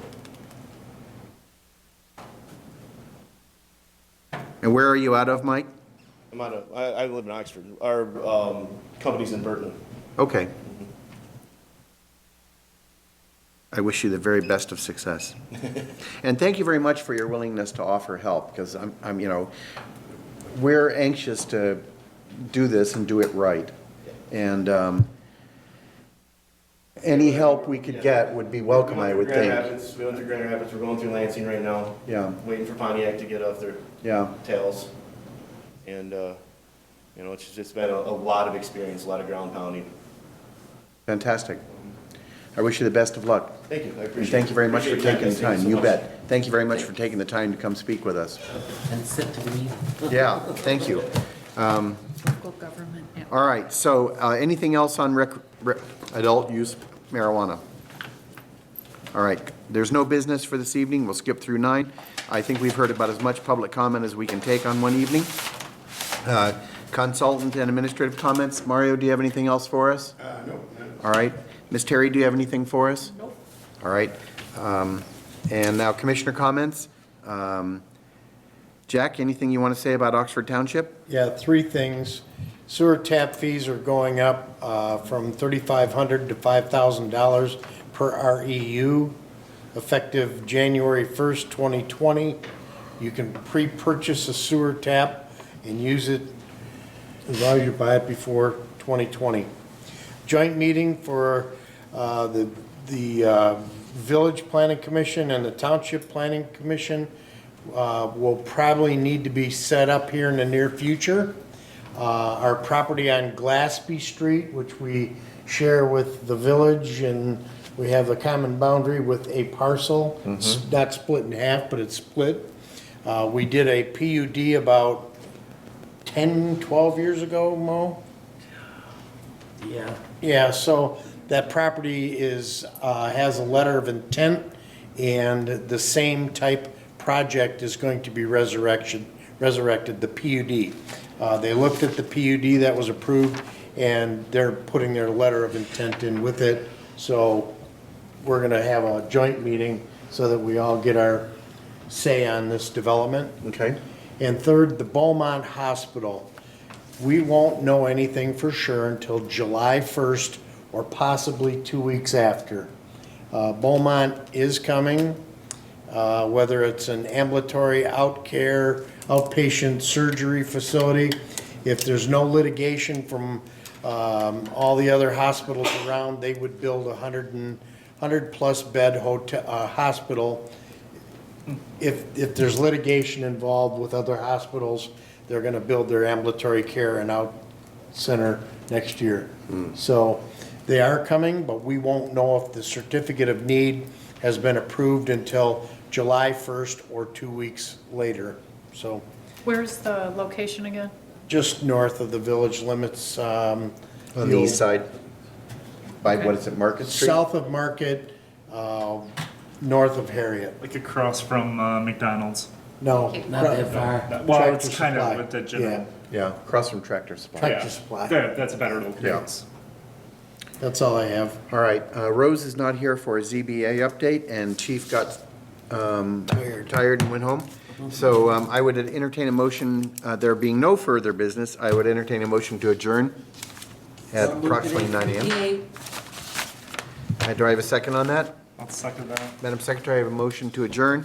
All those in favor? I have a second also. All those in favor signify by saying aye. Aye. Good, we're hereby adjourned. Thank you all very much.